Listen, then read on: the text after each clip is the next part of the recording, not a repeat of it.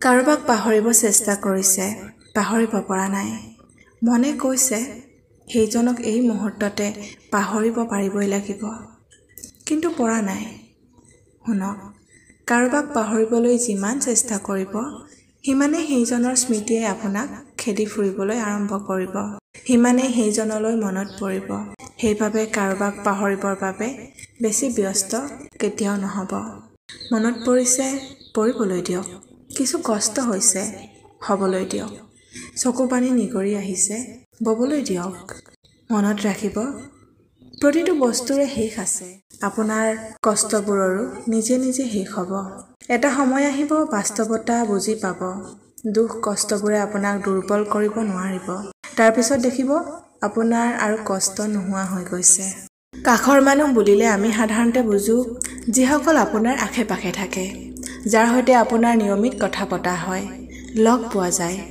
কিন্তু প্ৰকৃত আপোন মানুহ আচলতে সেইগৰাকীহে, যাৰ সৈতে হয়তো প্ৰতিদিনে দেখা দেখি নহ'বও পাৰে, তথাপিও তেওঁৰ উপস্থিতি প্ৰতি সময়তে অনুভৱ হয়।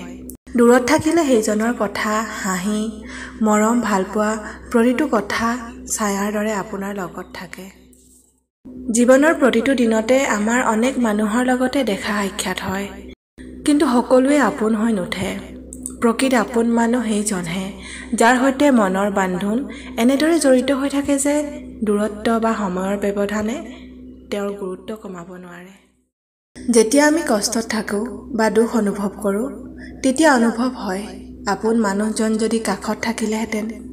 আৰু আপোন মানুহজন সেইজনেই, যি দূৰত থাকিলেও আমাক অকলশৰীয়া অনুভৱ হ'বলৈ নিদিয়ে। সঁচা কথা এইটো যে আমাৰ প্ৰকৃত আপোন মানুহজনে কেতিয়াও আমাক পাহৰি নাযায়। দূৰত্ব, সময় বা পৰিস্থিতি যিয়ে নহওক কিয়, তেওঁৰ ভালপোৱা, আন্তৰিকতা, যত্ন আদিয়ে সকলো সময়তে আমাৰ জীৱন আলোকিত কৰি ৰাখে। মুখৰ কথাৰ বাবেই যিদৰে কোনোবা কাৰোবাৰ বাবে প্ৰিয়পাত্ৰ হৈ পৰে, ঠিক একেদৰে মুখৰ কথাই যথেষ্ট কাৰোবাৰ বাবে অপ্ৰিয় হৈ পৰিবৰ বাবে। মনত ৰাখিব, কাৰোবাৰ মনত স্থান পাবলৈ হ'লে আপুনি সুন্দৰ ব্যৱহাৰ আৰু ভাল আচৰণ কৰিবই লাগিব। ককৰ্থনা বা টানকৈ কথা ক'লে বা দূৰৰ মানুহৰ দৰে আচৰণ কৰিলে আপোনাৰ যিমান কাষৰ মানুহ নহওক কিয়, আপোনাক মনৰ পৰা দূৰ কৰি পেলাবলৈ অলপো সময় নালাগিব। যিদিনাৰ পৰা আমি আমাৰ জীৱনৰ পৰা এক্সপেক্টেশ্যন শব্দটো বাদ দিব পাৰিম, দেখিব সেইদিনাৰ পৰা আমাৰ জীৱনটো লাহে লাহে সহজ হৈ পৰিছে। কাৰোৰে পৰা একো আশা কৰাই বাদ দিয়ক। য'তেই আপুনি বেছি আশা কৰিব, তাতেই আপুনি বেছি হতাশ হ'ব লগা হয়।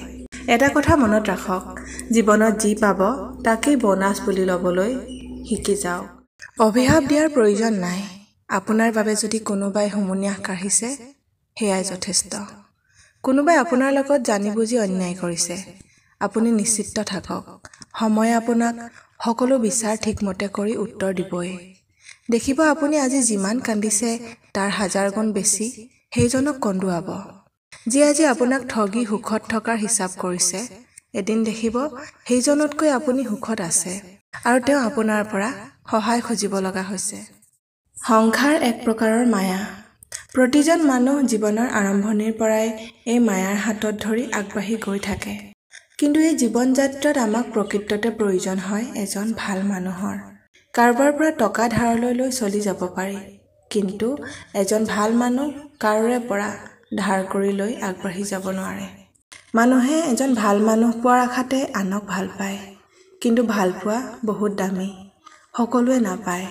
বহুতে বেয়া মানুহকে মৰম ভালপোৱা দি জীৱনটো পাৰ কৰি দিয়ে, আৰু কোনোৱে ভাল মানুহ এজনক বেয়া সময়ত ভাল পায়। মানুহ চিনি পোৱা সহজ নহয়। কোনো মানুহে হতক্ৰোধ, খং আঁতৰাই ৰাখিও কাৰোবাৰ লগত চিৰদিন থাকে, আৰু কোনোৱে হাতে হাত ধৰিও শেষত প্ৰতাৰণা কৰে, বিশ্বাস ভাঙে। কিছু মানুহে গভীৰ প্ৰেমকো সদায় গোপন কৰি ৰাখে, আৰু আন কোনোৱে ঠগাৰ মানসিকতাৰে চাপি অহাৰ পিছতো সঁচা ভালপোৱাৰ অভিনয় কৰে। কিছু মানুহে আপোনজনক সুখত ৰখাৰ বাবে নিজেই আঁতৰি যায়, আকৌ কোনোজনে ভালপোৱাৰ অভিনয় কৰি এজনৰ জীৱনৰ পৰা ভালবোৰ কাঢ়ি লৈ শেষত কৈ যায়, ভালে থাকিবা তুমি।